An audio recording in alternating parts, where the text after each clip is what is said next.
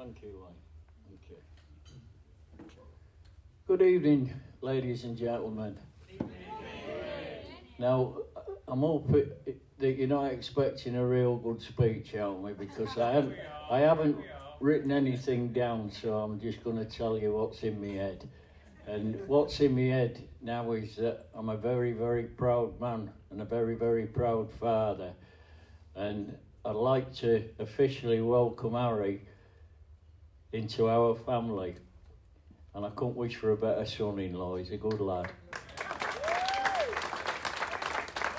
And I must be honest, when I saw Kelly today, it took me all my time to all my feelings inside, because I felt very, very emotional, and I'm feeling very emotional when I'm looking at all you now, because there's some of you that I've never met before, and there's others that I do know, and I'm privileged to know, and I thank you for your friendship, and I want you to enjoy yourselves tonight, and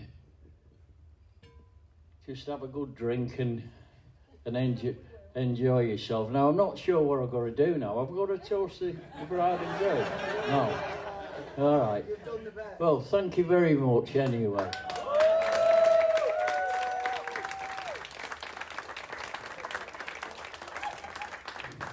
Thank you. Beautiful. All right, now we have the groom. So, Harry, how's your moment, mate?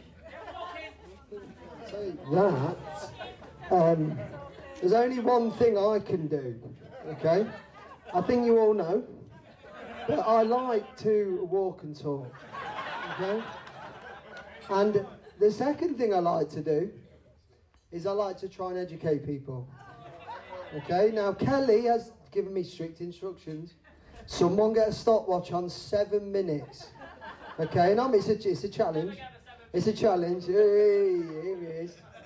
You've done so well as well till then, but let's let him have his moment. So, the first thing I want to do is express my pure, absolute gratitude, okay? And that is to all of you, okay? But there's some individuals and groups as well. So the groomsmen, all right, who have done a wonderful job. The bridesmaids who have been incredible, especially Ava. Okay, Ava, well done, Ava. Thank you very much. Greg, my father-in-law, but also an inspiration to me and one of my best friends as well. Greg, unbelievable. Pure and utter determination, resilience to be here today. Okay? I want to express my gratitude to my mother-in-law. What a wonderful speech, energy, enthusiasm, and unbelievable. Okay, give it honestly, round of applause, please. And obviously, my beautiful wife, Kelly. Now, Kelly is beautiful inside and out. Okay, definitely. Come on, that's got to deserve round of applause. Inside and out, but there's more. For me, there's better qualities than that. Okay, and for me, the true judge of a character, a person, is not when things are good. Okay, not when we're sitting here and we are in great surroundings with great people. The measure of a person is when things are not good. Okay, and that is when Kelly steps up. Strong, resilient, beautiful, kind, supportive, selfless. This could go on. I could do 7 minutes of just words to describe. But what you need to know, and those that know, is she comes from a line of very strong women. Okay, and I want to mention Bridget, her nan, who was probably the strongest woman that I ever came across. And I'd like you to toast Bridget, because she was an incredible lady. Cheers, Bridget. A real strong woman. Now, as well, I want to put on record that obviously a lot of my family have not been able to be here. That has been, again, difficult for me. Okay, and I want to put that on record. One thing got me through it. One thing, and it's you. Okay, because when my family are not able to be here, we don't need to go into the details, but what kept me going and Kelly kept reminding me is that there's people here from all over the world. Yeah? People who I love, who have made an effort to give their most valuable asset, which is their time. Their time, their love. Money, okay, that's not as important, but it's still a big ask for people. And we appreciate that more than anything. Okay, so thank you to all of you. Raise a glass to yourselves and give yourselves a round of applause. You guys are amazing, okay? And you have got me through. Now, again, I don't know what the time is at, but I'm flowing, so I'm going to keep going. Okay, I'm flowing like the wine's flowing. Now, a load of people have been trying to avoid me because I've been trying to tell them about the Renaissance in Florence. Okay, now, I'm not doing the full history, but I'll keep it short.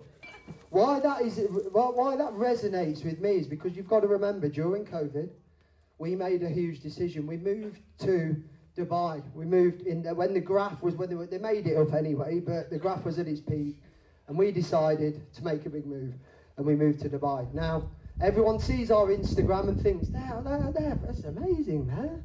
Unbelievable, wonderful place. Remember, Instagram's not real, okay? Instagram is not real, it's a snapshot. Now, I will keep it short, but the move was big, but it was difficult as well.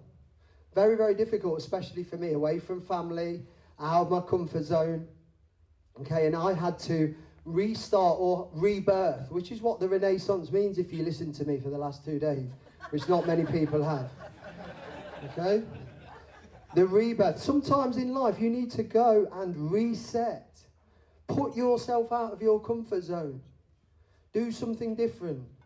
But there's only one reason why I did that, and it's not down to me. I'm not going to take the credits because this lady, my beautiful wife, was strong enough to do something different and say, I'm gonna do something different in a very, very difficult, challenging scenario. And that is, again, the measure of a person, and that is my wife, Kelly, and that is incredible. Now, I'm going to wrap it up. I did a little bit of research. I can talk anyway. Okay, but I looked at the structure and it said, do one memory. Okay, one memory. And there's only one for me, and it's very interesting because when we first met, we were invited to a come dine with me sort of experience that our friends organised. And it's so funny because my friends said, let's go back a little bit. So I obviously seen, Kelly Doncaster's coming. Let me have a look at her on Facebook. Wow. I was like, well, yeah, very good, very impressive. But obviously you still need it. There's a lot of good-looking people on Facebook. Okay, there's a lot of apps. But she was unbelievable. I thought, wow. So I speak to my good friends, Wayne, okay, who already knew Kelly. Wayne's wonderful advice was, no, you won't get on with her. High maintenance, which actually,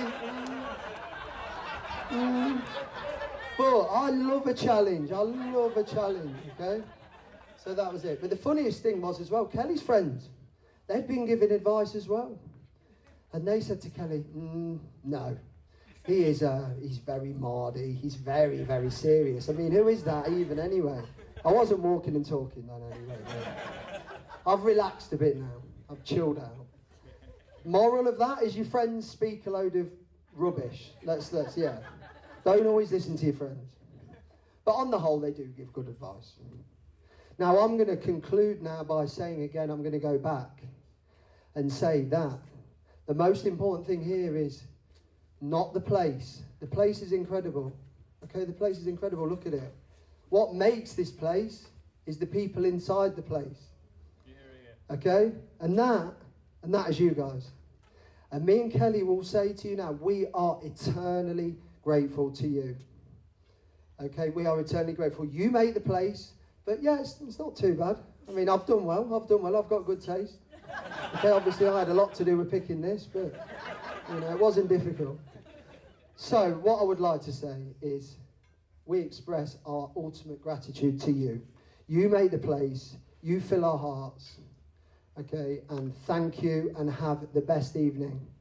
Cheers. Cheers.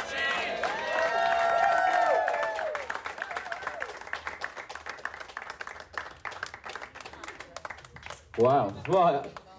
I haven't got much to say now, have I? Now, for those of you that don't know me, my name is Jay Weaver, aka Big Jay Weaves.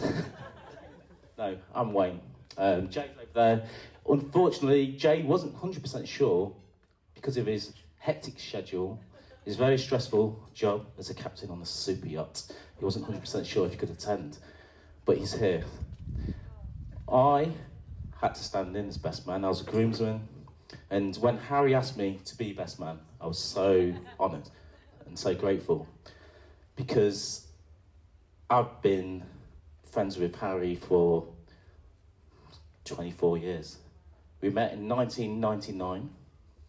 I just finished university and moved to Leicester. And I remember the day I met Harry, like yesterday. It was May, it was a bank holiday, and I was in a bar called the 39 Steps. Yeah? Some of you might know it, but it was the place to be. So anyway, a mutual friend of ours introduced us. He's like, this is Harry. He's a bit of a guy around town, a bit of a lad. But anyway, it was May bank holiday, it was a heat wave.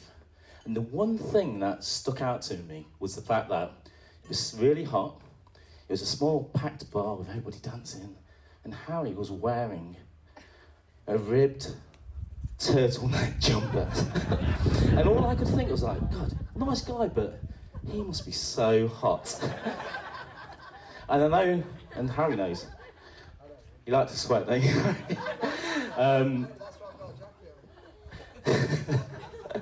But anyway, that was the start of a friendship, and that night was my first DJ set in Leicester. And afterwards, Harry heard me DJ, and he was like, "Oh, pretty good, aren't you? I quite fancy a bit of that." I was like, "Well, come around to mine. I'll show you how to mix it up on the ones and twos." And Harry came around to my house, and we started DJing, and then music kind of brought us together as friends, but then also introduced me to Kelly, because I first met Kelly when I was DJing, and she requested the song, and I don't usually do requests, well, unless they're good songs, and Kelly requested Gadjo so many times, so she asked for that, and I was like, yeah, I'll play that, because it's a decent song. And that's how I met Kelly. And then it was probably 2015, and I and Kelly went through, again, a stepping stone in sort of our lives, our careers, and we became friends, really good friends. And a year later, again, Harry's mentioned this, a little bit of a different version of the story, so I won't repeat it. But anyways, Harry was around my house, he was driving at the time. He's like, "Oh, I'll pick you up, we'll go for some food, and before you DJ." And he was my driver, wasn't he? And we used to be my driver. And so Harry, he's like, I got, my phone was on the side, I got a text, and it was Kelly. She's like, "Oh, you DJing, mate? You coming out?" And he's like, "Oh, who's that?" I was like, "Oh, it's Kelly." He goes, "Oh, let me have a look." So I got on the Facebook. And anyway, from then I thought, I knew that, he liked her. And then it was when we went to Birmingham. So we went out, me, myself, Sam, we just went, for a nice night out. We had some food, had a few drinks, and we were coming back from Birmingham on the train, and there were no seats, so they sat in the luggage compartment of a train back from Birmingham, drinking beer. And the photo that Helena mentioned earlier, I took that photo and I sent it to the group. And that was when I knew that, just by how they looked at each other, that was it. And that's why we're here now. So look, I won't go on because I've been told that I've got to keep it under 5 minutes. So look, I just want to wish Kelly and Harry a lifetime of health, wealth, love and happiness. I said to Harry earlier, look, if I'm going to give you any advice, just love each other and continue to love each other. I know Harry can be emotional. And that's why we love him. But just love each other. Be there for each other. Because you both make each other better versions of yourself. I've got a little message from Harry's dad. And I just thought, well, look,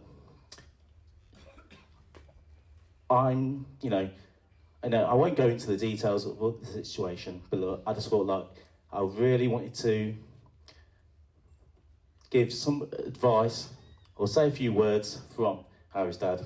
So, look, he says to Harry and Kelly, we're loving this occasion and on this auspicious day, full of pizzazz, and we're sure it's amazing.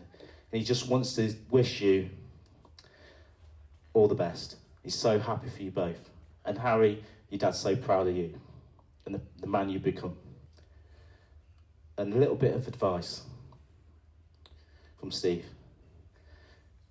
Always look through the prism and hope of life and love. I'm proud of you, son, and I love you.